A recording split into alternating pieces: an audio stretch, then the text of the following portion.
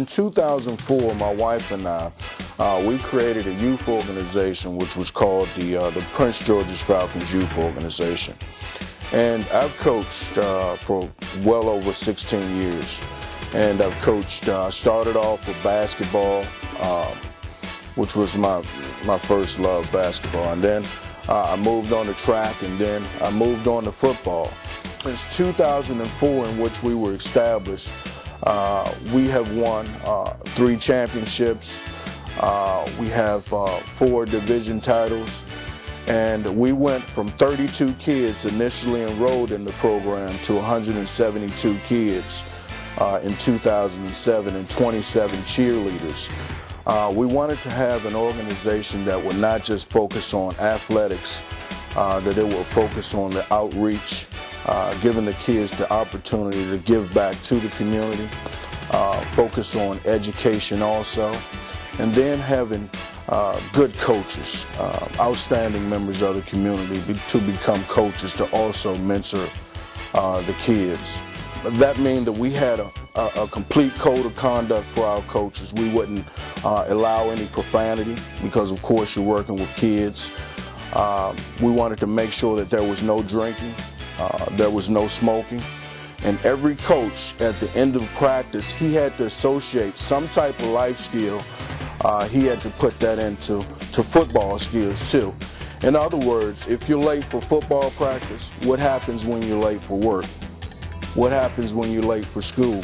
And growing up as a youth, my father, he's been a pastor of a church for well over 40 years, and I was raised with a strong Christian background. My love of athletics itself basically came from being raised with 4 boys, and but he made sure that we were spiritually founded, and some of the things that he put inside of me in terms of respecting women, and in terms of respecting yourself and respecting your elders.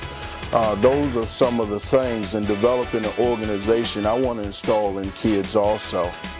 One of the programs that we have in the Prince George's Falcons is our outreach program. With our outreach program, every year we go out to the community and we show the kids how to give back, because unfortunately, you know, some of us, as we become adults, we have a tendency of, once we become successful, we have a tendency to forget what has brought us there. We want to teach kids at an early age that you have to give back. What we do for our kids, we take them out to senior citizens' home. We help them prepare baskets for the senior citizens. We also do the homeless shelter, the Thanksgiving and the Christmas dinner. And we also have a partnership with the Share Food Network that's out in Hyattsville, Maryland. We have the kids go out and prepare baskets for the senior citizens and also for the needy. This is very unique for a youth organization. We have a certified Prince George's County teacher that comes in from the month of January all the way up to April, and they tutor kids in math and sciences.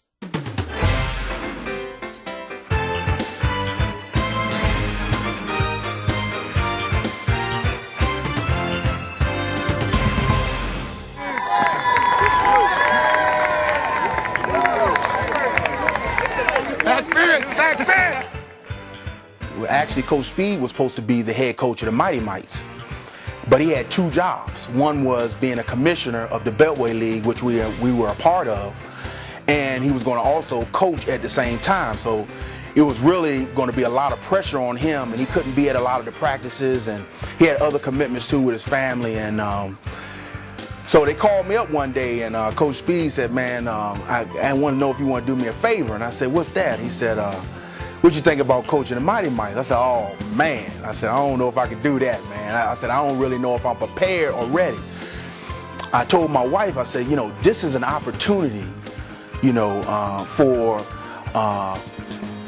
God to be, you know, to showcase God. You know, this is about, I'm going to go in to do this. Whether we lose games or we win games, I know that God gave me an opportunity. And for that opportunity to actually carry myself and minister to these kids, you know, and allow them to see that in the world, you know, there's actually somebody that can coach you and, you know, will have some type of, not just a Christian background, but your ethics and your morals and those particular things, something they can look up to.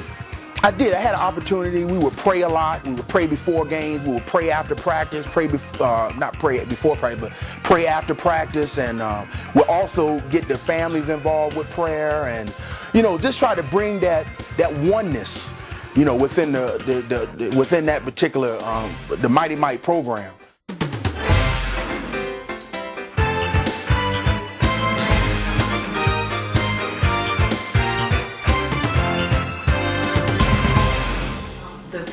Falcon organization is the best place to be if you're looking for a family, you have a family, you just want to feel like somewhere to fit in.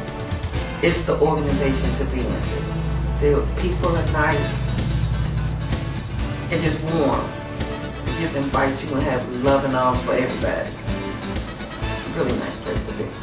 And I love it. I'll be back with open arms next year. Be my team mom. Spirit up. The Falcons organization is committed to everyone. It's not just only committed to the team and people that's involved in the team. They do outreach programs, tutoring sessions, helping out with a lot of different things, and it's a positive outlook for our Prince George's County community, as much as all the violence and stuff that's going around, especially with the youth and the teens and adults maybe between 20 and 25. It's just a positive way of learning, a positive way of thinking.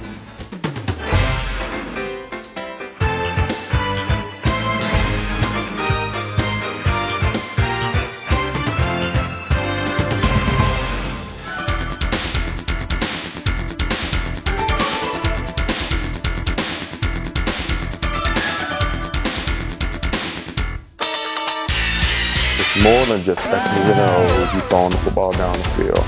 It's actually touching someone's life. It's actually, sometimes you have to be a disciplinarian, you have to be a father, you have to be a mother, you have to be a teacher, you have to be a big brother. Use what you do best to reach an individual, and you'll be amazed. You'll be amazed what you leave back here on this world when you're gone. Again, I will gravitate towards my father. He used the game of football as a tool to reach the community. And I think that's what we're trying to do.